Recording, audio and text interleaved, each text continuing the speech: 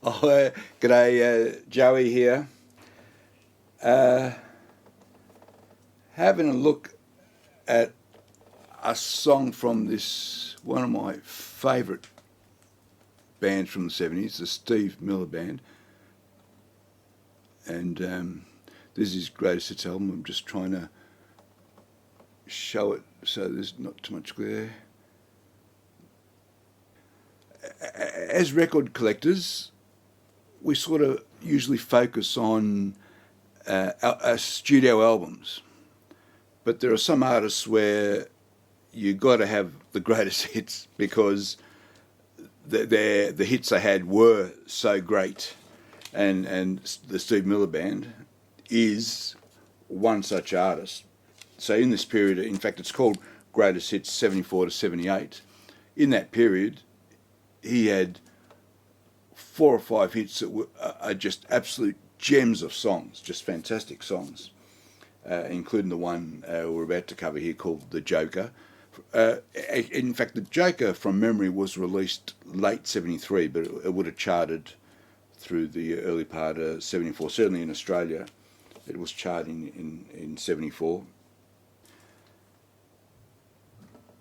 Before we look at The Joker, and so we are going to end up looking at the acoustic bit, which has a nice riff and nice bits of acoustic rhythm in between the riff, so really nice song to play on acoustic guitar. But we'll also have a look at the solo, which is a slide guitar solo, but I will play something similar to it without using a slide, which I'll explain why I chose to do that when the time comes.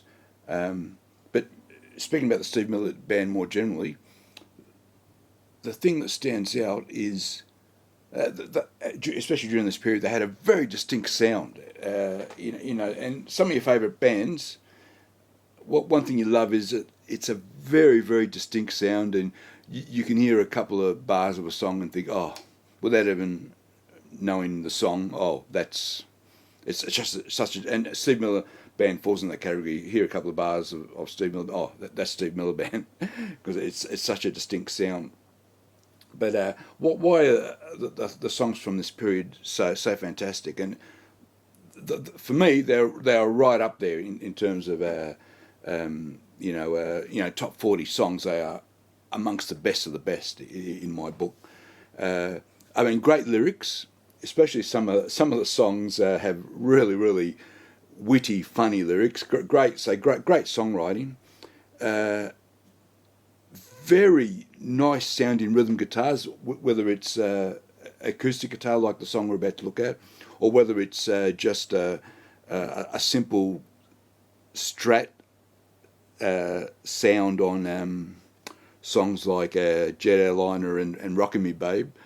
Rockin' Me, what's it called? Rockin' Me Baby? Just Rockin' Me, sorry, Rockin' Me, and the other one's called Jet Airliner. Fantastic Strat rhythm guitar sound. Such a fantastic sound that any time I'm recording a song and I'm doing a backing track, I'm always thinking, okay, I want a Strat in the background and I want it to sound like Steve Miller. That's how highly I rate the Strat sound that Steve Miller gets. It's especially the rhythm guitar sound. And in fact, some songs, the key element is the Strat rhythm guitar. Some songs, in fact, quite a few of the songs don't have a solo as such. The focus is that great Strat rhythm sound, which I love. I absolutely love it. But of course, there are great riffs. There's a great riff in this song, and there's a great solo in this song. And Steve Miller himself was a very accomplished slide guitarist, and you hear it in this song, just the sheer expressiveness of it. It's wonderful. What wonderful solo.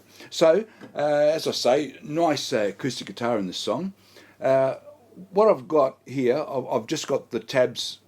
I'm just going to show you the tabs for the bass line. And one thing I find is you learn the bass line, and then you throw in whatever bits of rhythm you can, and then I'll show you how I just choose to do the rhythm guitar. But you can have a look at that and do it your own way as usual. But let's just have a quick look at the bass line. So I've got the first few bars up there. What I'd like to do is take you up to halfway through the second bar, because there are 3 variations of how you end this riff, and 2 essentially are repeated as the second and fourth variation, and then you can have a first variation and a third variation, or you can mix them up as you like, but I'll show you how I like to do the variations. So the constant thing is this.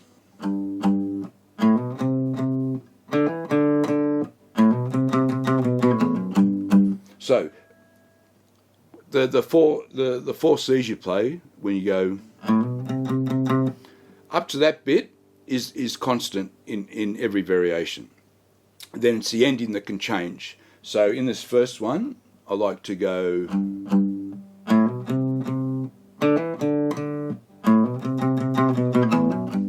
so you're hammering on from the E to the F sharp and back to the G.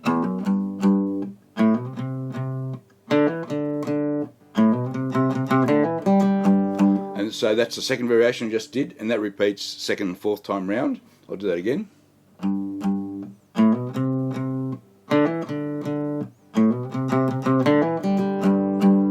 So you're hitting the high G, and you're coming back to the start. Third variation that you do the third time round is B, A, and back to the G. So they're the variations. Now let's throw in tiny bits of rhythm, and I find here less is more. So you don't need to go crazy with the rhythm. Personal opinion, just have tiny bits of the rhythm in between the bass lines, tiny bits, and I'm mainly focusing on the middle 4 strings and just hitting them very slightly as I go. So the G, and generally speaking, I'm just hitting the bass note for the first hit, and then I'm following up with any bits of rhythm guitar that I can fit in between the next bass note of the next chord that I'm doing, yeah?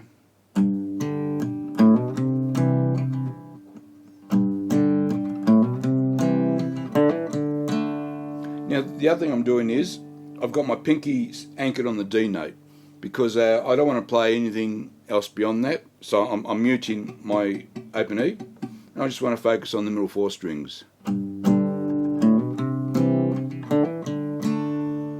Yeah, we're up to the D, and then I've got my first finger free to go.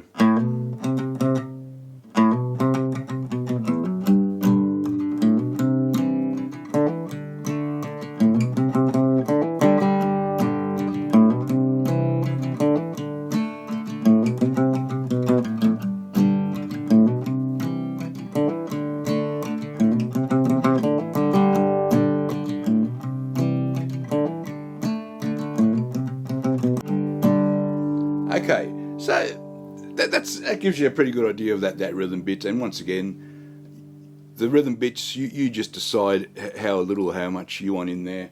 But I find this shape with my pinky on the D note and not worrying about the open E string, I find that suits me right down to the ground. I love playing it just that way. That's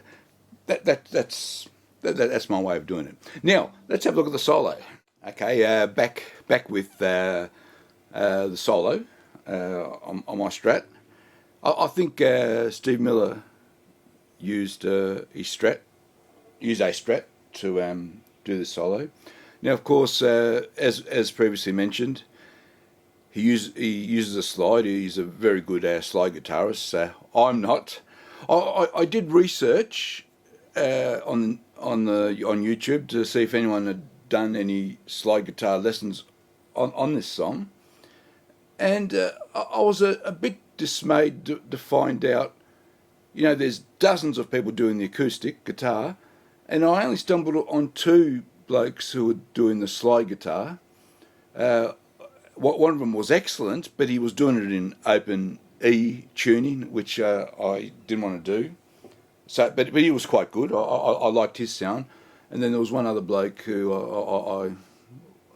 I wasn't too inspired by. I can't remember why. But then I did find a young bloke who 10 years ago had done a picked version of the solo, and I really liked what he did. And he just did it in standard tuning, and like the original guitar, I'm in standard tuning as well, so it's in the key of G rather than the key of F. So that's something to note. But as I said on a comment on that very clip where someone complained he's in the wrong key, my honest view is there's no such thing as a wrong or right key. If you've ever played in a band, you do songs in all sorts of keys, and you don't fret it. Yeah, you don't sweat it. So let's start. I've got tabs. Last point to make. This is such an expressive solo.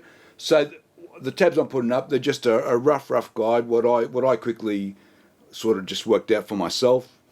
There'll be little sixteenths and half notes out maybe.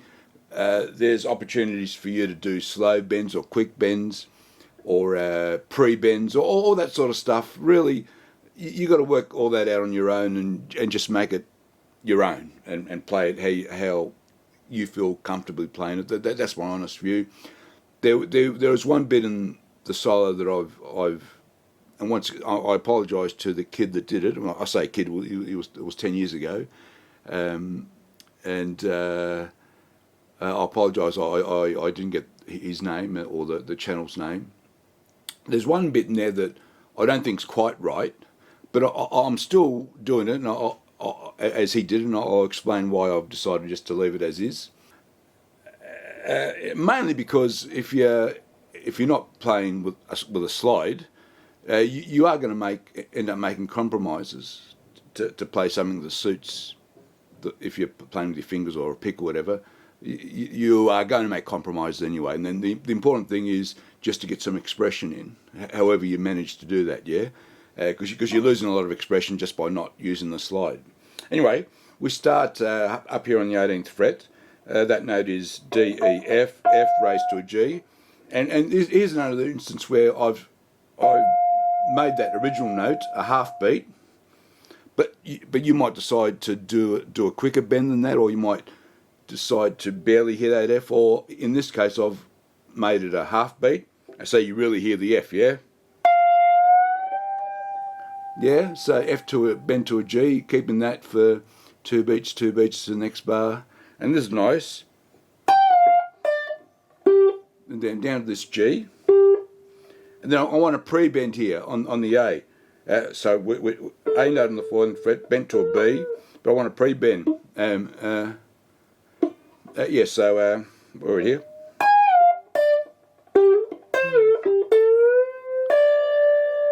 Yeah, so there's a nuanced difference in the sound if you make it a pre-bend. Once again, I think it's a personal choice as to whether you do that or not. We're holding that high D, or even both for 2 beats. So that's the end of bar 3. We're up to bar 4, and we're doing this bit. Now, this is the area where I think that's not quite replicating what Steve Miller's doing, but I'm okay with it because, I mean, he's doing something like, but he's doing it on a slide, so he's gliding over a lot of notes anyway, right? So that's why I don't mind.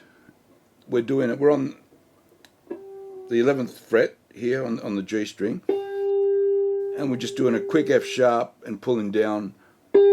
So it's a pre-bend, ending on a bent note to get a G note for that final beat of the bar, and then we're back to held for 1 beat, and then we've got a quick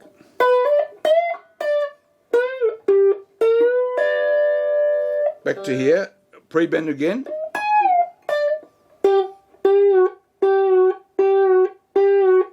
and then we just end like You know, look at this as just ideas for possible licks you can do to replicate something similar to the solo in the Joker.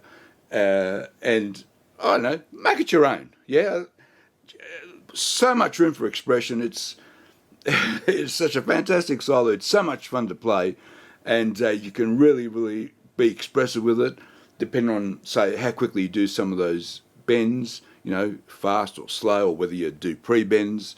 You know, how slowly you release them, all that sort of stuff.